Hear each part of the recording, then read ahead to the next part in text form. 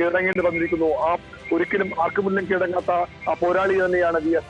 എല്ലാ നേതാക്കളും എല്ലാ രാഷ്ട്രീയ നിരീക്ഷകരും അനുസ്മരിക്കുന്നത് പോലെ VS ഫൈറ്ററാണ്, ആജീവനാന്തം ഫൈറ്ററാണ്. അദ്ദേഹത്തിന്റെ കുട്ടിക്കാലത്തെ കുറിച്ചൊക്കെ നമ്മൾ അദ്ദേഹം പറഞ്ഞും വായിച്ചുമൊക്കെ കേട്ടിട്ടുണ്ട്. അതിലും അദ്ദേഹം പറയുന്നത് ബാല്യകാലം മുതൽ ദാരിദ്ര്യത്തോട് പടവെട്ടിയാണ് വന്നത്. ദാരിദ്ര്യമാണ് തന്നെ കരുത്തനാക്കിയത്. ദാരിദ്ര്യമാണ് തന്റെ ആഹാരശീലങ്ങൾ മാറ്റിമറിച്ചത്.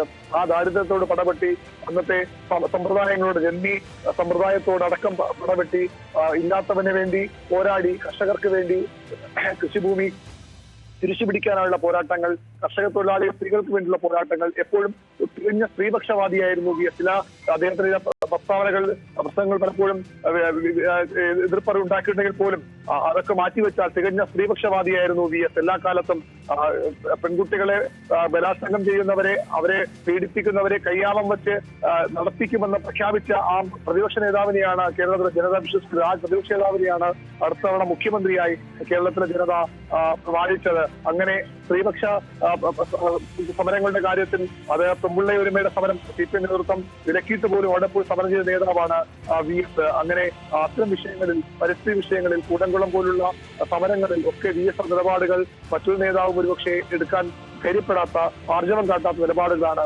അങ്ങനെയുള്ള രാഷ്ട്രീയ നേതാവിനാണ് VS അച്യുതാനന്ദനാണ് രാഷ്ട്രീയ കേരളം വിട നൽകുന്നത്. ദർബാർ ഹാളിൽ ഇവിടെ ഉച്ചയ്ക്ക് 2 മണി വരെ അദ്ദേഹത്തിന്റെ പൊതുദർശനം ഉണ്ടാകും. ഇന്നലെ അദ്ദേഹത്തെ കാണാൻ കഴിയാതെ പോയവർ മറ്റു ജില്ലകളിൽ നിന്ന് പലരും ഇന്നലെ തന്നെ ഇവിടേക്ക് എത്തുന്നുണ്ട്. അതാണ് ഒരുപക്ഷെ വലിയൊരു ആൾക്കൂട്ടം ഇന്നലെ AK സെന്ററിന് മുന്നിൽ ഉണ്ടായത്. അത് സമാനമായ ഒരു സാഹചര്യം ഇവിടെയും പ്രതീക്ഷിക്കാം. ആയിരക്കണക്കിന് ആളുകൾ VSനെ കാണാനെത്തും. കരഞ്ഞുകൊണ്ട്, കണ്ടമിടറിക്കൊണ്ട്, മുദ്രാവാക്യ വിളികളോടെ അവർ തങ്ങളുടെ പ്രിയ സഖാവിനെ അവസാന ലാൽ സലാം നൽകി യാത്രയാക്കാനാണ് ഇവിടെ എത്തുന്നത്. ഇനി ഇവിടെ നിന്ന് അദ്ദേഹം തന്റെ ഏറ്റവും ഇഷ്ടഭൂമിയിലേക്ക്, തന്റെ പിറന്ന മണ്ണിലേക്ക്, ആലപ്പുഴയിലേക്ക്, പുന്നപ്രയിലേക്ക് ഉച്ചയോടുകൂടി VSന്റെ മൃതദേഹം വഹിച്ചുകൊണ്ട് വിലാപയാത്ര ഇവിടെ നിന്ന് ആരംഭിക്കും. ശ്രീജ,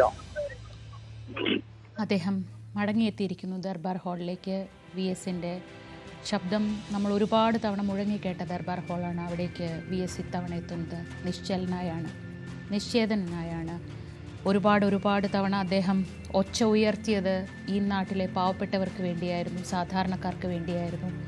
ആ ഒച്ച ഇന്നും, അദ്ദേഹത്തിൻ്റെ ആ ശബ്ദം ഇന്നും നമ്മുടെയൊക്കെ ചെവികളിൽ അലയടിക്കുന്നത് കൊണ്ടാണ് ഇങ്ങനെ ആയിരക്കണക്കിന് ആളുകൾ VSനെ കാണാൻ അവിടേക്ക് ഒഴുകിയെത്തുന്നത്. ഇന്നലെ വൈകിട്ട് 4:15 അദ്ദേഹത്തിൻ്റെ മരണവാർത്ത സ്ഥിരീകരിച്ചപ്പോൾ മുതൽ, അത് പ്രഖ്യാപിച്ചപ്പോൾ മുതൽ തുടങ്ങിയ ഒഴുക്കാണ്. തിരിമുറിയാത്ത മഴ പോലെ VSനെ സ്നേഹിക്കുന്നവരുടെ പ്രവാഹമാണ് നമ്മൾ കാണുന്നത്. അത് ഇപ്പോൾ സെക്രട്ടേറിയറ്റിലെ ദർബാർ ഹാളിലാണ് അദ്ദേഹത്തിൻ്റെ മൃതദേഹമുള്ളത്. അന്ത്യാഞ്ജലി അർപ്പിക്കാനായി അദ്ദേഹത്തിൻ്റെ സഖാക്കൾ, മുഖ്യമന്ത്രി പിണറായി വിജയൻ, പ്രകാശ് കാരാട്ട്